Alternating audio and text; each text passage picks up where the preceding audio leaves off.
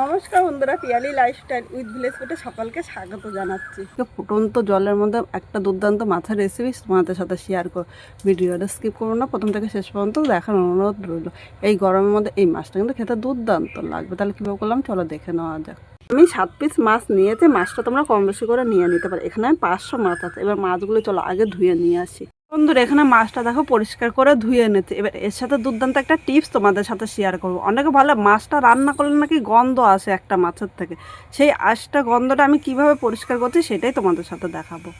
এখানে আমি কড়াইটা বসিয়ে দিলাম। এবার কড়াইয়ের মধ্যে প্রথমে আমি জল নিয়ে নিলাম। এই জলের মধ্যে সামান্য একটু লবণ দিয়ে দিলাম। এর সাথে আমি 1 চামচ লেবুর রস দিলাম। লেবুর রস ও লবণটা এর সাথে আমি নেড়ে চেড়ে মিশিয়ে নিয়েছি একে একে আমি নিয়ে নিলাম।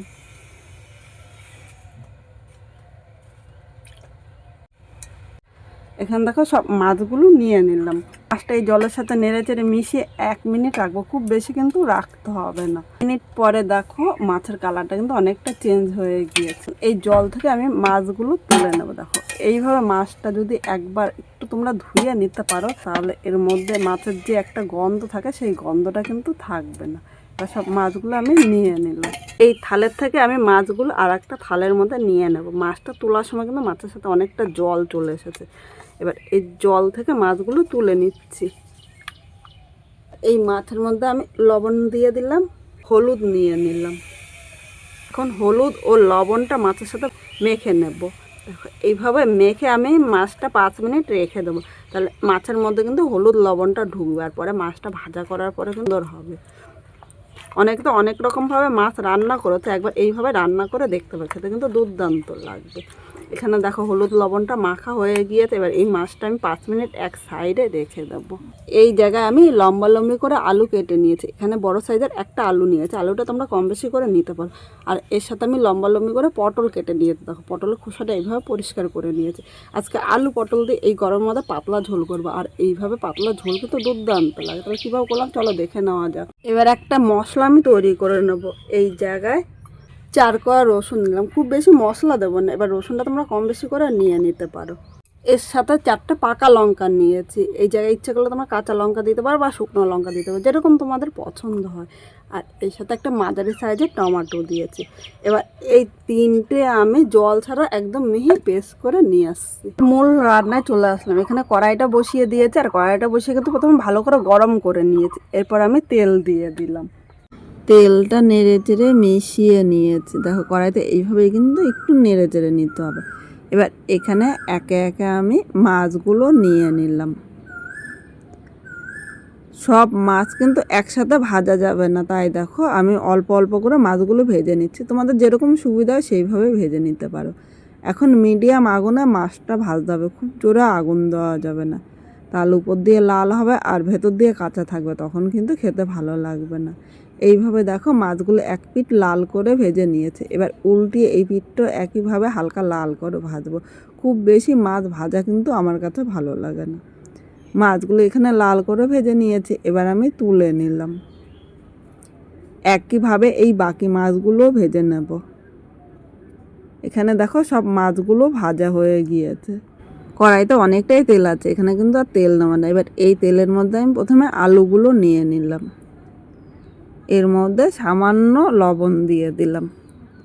এখন লবণটা আলুর সাথে নেড়ে চেড়ে মিশিয়ে মিডিয়াম আগুনে ভেজে নেব। খুব জোরে আগুন দেবো না। খুব জোরে আগুন দিলে আলুটা উপর দিয়ে ভাজা হবে, ভেতর দিয়ে কাঁচা থাকবে, তখন কিন্তু খেতে ভালো লাগবে না। আর এইভাবে প্রথমে লবণ দিয়ে আলুটা ভাজলে আলুটা নরম হবে ও আলুটা ভাজাও সুন্দর হবে। এখানে আলুটা হালকা লাল করে ভেজে নিয়েছি, আর এর থেকে বেশি ভাজবো না। এবার এই জায়গায় আমি যে পটলগুলো কেটে রেখেছিলাম পটলগুলো নিয়ে নিলাম। এবার এর মধ্যে আমি লবণ দিয়ে দিলাম। এর সাথে প্রয়োজন মতো হলুদ নিয়ে নিলাম। তোমরা কিন্তু প্রথমে খেয়াল করো যে আমি আলু ভাজার সময় কিন্তু হলুদ দিইনি। এবার হলুদ ও লবণটা আলু পটলের সাথে নেড়ে চেড়ে মিশিয়ে মিডিয়াম টু হাই আগুনে হালকা লাল করে ভেজে নেব। খুব বেশি কিন্তু ভাজবো না। দেখো এই গরমের মধ্যে কিন্তু খুব বেশি সময় ধরে রান্না করতে ইচ্ছে করে না। এইভাবে আলু পটলটা ভাজলে অল্প সময়ে কিন্তু তোমরা রান্নাটা করে নিতে পারবে। আর তোমাদের হাতে যদি একটু সময় বেশি থাকে তাহলে আলু পটলটা কিন্তু আলাদাও রান্না করতে পারো, তোমাদের যেরকম পছন্দ হয়। এখানে দেখো আলু ও পটলটা কিন্তু লাল করে ভেজে নিয়েছে, আর এর থেকে বেশি ভাজবো না। এবার আমি তুলে নিলাম। আলু পটল ভাজতে কিন্তু বেশি তেল লাগে না, কড়াইতে অনেকটাই তেল আছে। এই তেলের মধ্যে একটা শুকনো লঙ্কা সম্বাদ দিলাম ও একটা তেজপাতা আমি নিয়ে নিলাম। এর সাথে আমি 1/2 চামচ জিরে সম্বাদ দিলাম। 1 সেকেন্ড ভেজে নিয়েছি। এবার এর মধ্যে মাঝারি সাইজের একটা পেঁয়াজ কুচি নিয়ে নিলাম। এর সাথে সামান্য একটু লবণ দিলাম ও খুব অল্প পরিমাণে চিনি দিয়েছি। তোমরা ভাবছো চিনিটা কেন দিলাম? লবণ দেওয়াতে পেঁয়াজটা কিন্তু নরম হয়ে যাবে, আর চিনি দেওয়াতে পেঁয়াজে হালকা কালার আসবে। তোমরা ইচ্ছে করলে স্কিপও করতে পারো। এখন পেঁয়াজটা 1 থেকে 2 মিনিট মিডিয়াম আগুনে এইভাবে হালকা ভাজবো, খুব বেশি কিন্তু ভাজার প্রয়োজন নেই। এখানে পেঁয়াজটা দেখো ভাজা হয়ে গিয়েছে। এবার এখানে যে মশলাটা আমি বেটে নিয়েছি মশলাটা নিয়ে নিলাম। বাটির গায়ে অল্প মশলা লেগে আছে, তাই বাটিটা ধুয়ে সামান্য একটু জল দিয়ে দিলাম। এখন মশলাটা সব কিছুর সাথে নেড়েচেড়ে মিশিয়ে মিডিয়াম আগুনে কষিয়ে নিতে হবে, যতক্ষণ না মশলার কাঁচা গন্ধ চলে যায়। এর মধ্যে আমি এখানে দেখো 1/2 চামচ আদা বাটাটা দিয়ে দিলাম, কারণ আদা বাটাটা আমি আলাদা বেটেছিলাম। এবার মশলাটা আবারও সব কিছুর সাথে ভালো করে নেড়েচেড়ে মিশিয়ে কষিয়ে নেব। 3 মিনিট মশলাটা কষিয়ে নিয়েছে, আর দেখো মশলা থেকে কিন্তু তেলও ছেড়ে দিয়েছে। এবার এর মধ্যে একে একে আমি গুঁড়ো মশলাগুলো নিয়ে নেব। এখানে জিরে ও ধনিয়ার গুঁড়ো আমি একসাথে করে রেখেছিলাম, নিয়ে দিলাম। এবার স্বাদ অনুযায়ী লবণ নিলাম ও প্রয়োজন মতো হলুদ নিয়েছি। আলাদা করে কিন্তু আমি লঙ্কার গুঁড়ো দেবো না, কারণ আমরা কিন্তু খুব বেশি ঝাল পছন্দ করি না। তোমরা যদি একটু ঝাল পছন্দ করো বা আরেকটু কালারের জন্য কিন্তু লঙ্কার গুঁড়ো নিয়ে নিতে পারো। এবার সব কিছু নেড়ে চেড়ে মিশিয়ে আরও কিছুক্ষণ এইভাবেই কষিয়ে নেব। 1 মিনিট কষিয়ে নিয়েছি। এবার এখানে দেখো 2 চামচ আমি ফেটানো টক দই নিয়ে নিলাম। এবার দইটা এর সাথে নেড়ে চেড়ে মিশিয়ে নেব। খুব বেশি কিন্তু কষাতে হবে না, 1 মিনিট কষালেই কিন্তু এর থেকে তেল ছেড়ে দেবে। আর তোমরা যখনই দইটা দেবে, যদি ফ্রিজে থাকে ফ্রিজে কিন্তু 1 ঘন্টা আগে বের করবে, কারণ ঠান্ডা দই সাথে সাথে কিন্তু এর মধ্যে দেবে না, তাহলে কিন্তু দইটা নষ্ট হয়ে যাবে, পরে খেতে ভালো লাগবে না। এখানে দেখো তেল কিন্তু ছেড়ে দিয়েছে, আর এর থেকে বেশি কষাবো না। এবার এই জায়গায় আমি ভেজে রাখা আলু ও পটলটা নিয়ে নিলাম। আলু ও পটলটা এই মশলার সাথে নেড়ে চেড়ে মিশিয়ে আরও 1 মিনিট কষিয়ে নেব। 1 মিনিট কষিয়ে নিয়েছি। এবার এর মধ্যে উষ্ণ গরম জল নিয়ে নিলাম। অবশ্যই তোমরা চেষ্টা করবে একটু উষ্ণ গরম জল নিতে। একটু উষ্ণ গরম জল নিলে ঝোলটা তাড়াতাড়ি ফুটবে, আলু ও পটলটা কিন্তু সেদ্ধ হয়ে যাবে, খেতেও ভালো লাগবে।